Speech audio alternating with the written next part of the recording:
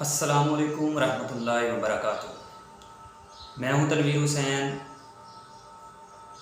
और आज आपके सामने एक नया टॉपिक लेके हाज़िर हुआ हूं, जिसमें हम फ़ुटबॉल के बारे में बात करेंगे। फ़ुटबॉल की हिस्ट्री के बारे में हम बात कर चुके हैं। फ़ुटबॉल जो कि पूरी दुनिया में एक मशहूर खेल है, खेला जाता है, यूरोप में सबसे ज़्यादा खेला जाता है। उसके फ़ुटबॉल ग्राउंड का खाका और उसकी पैमाइशें और उसके साथ खिलाड़ियों की पोजीशनें क्या होती हैं, वो आज के टॉपिक में हम डिस्कस करेंगे। सबसे पहले आते हैं फ़ुटबॉल का खाका, या जिसे फीफा में या इंग्लिश में देखें तो उसे द फील्ड ऑफ प्ले, यानी कि कोई भी खेल खेलने के लिए हमें सबसे पहले एक जगह चाहिए।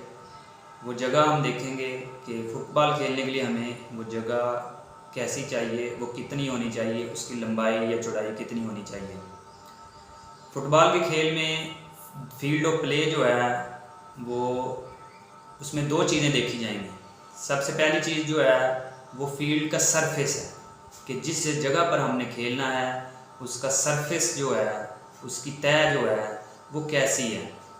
जो सबसे पहले उसमें अगर फ़ुटबॉल खेलना है तो वो सरफेस जो है, वो जगह जो है वो कुदरती होनी चाहिए। ये फीफा के रूल्स और रेगुलेशन के मुताबिक है कि वो कुदरती होनी चाहिए। अगर कुदरती नहीं है तो वहाँ पे हम मसनूई जो है वो ग्राउंड बना सकते हैं।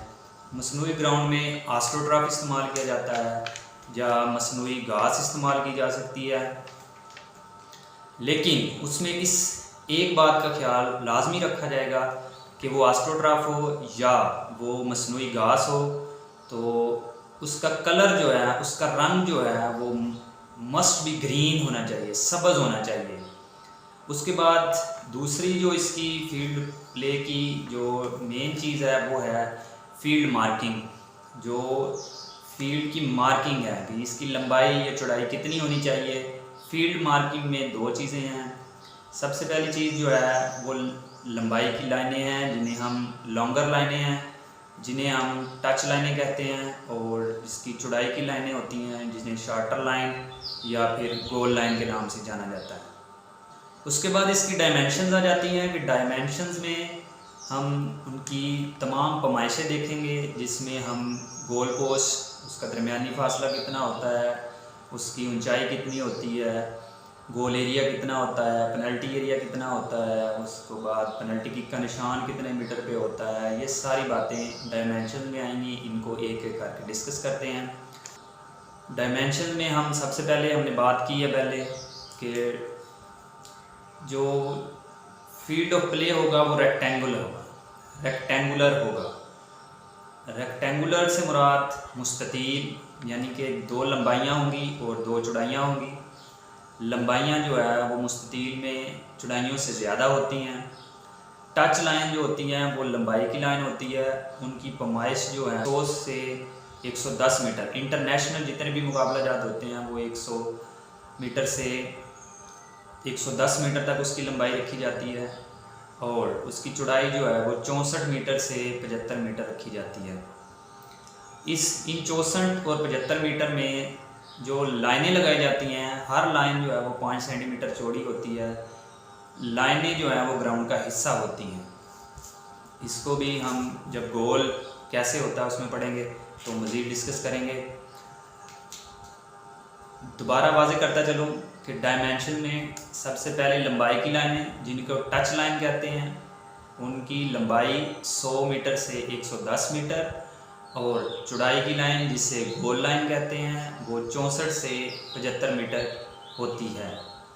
इस मुस्ततील को वस्ती लाइन से दो हिस्सों में तकसीम कर दिया जाता है। ग्राउंड के दो हिस्से बना दिए जाते हैं जिसमें दो टीमें खेलती हैं। उसके बाद दोनों साइड पे गोल एरिया लगाया जाता है। गोल एरिया लगाने के लिए सबसे पहले हम गोल पोस्टें लगाते हैं।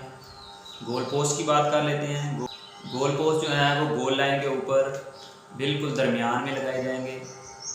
गोल पोस्ट का दरमियानी फासला जो है वो 7.32 मीटर का होता है। ये गोल पोस्ट जो लगाए जाएंगे उनका अंदरूनी फासला जो है वो 7.32 मीटर होगा। और गोल पोस्ट की सतह ज़मीन से क्रॉस बार के नीचे तक जो हाइट होगी वो 2.44 मीटर होगी। उसके बाद हम आते हैं अब गोल एरिया लगाने की तरफ। उसके बाद गोल एरिया लगाया जाएगा। गोल एरिया जो है उसकी पैमाइश जो है वो गोल पोस्ट के बाहर से हम पैमाइश करेंगे।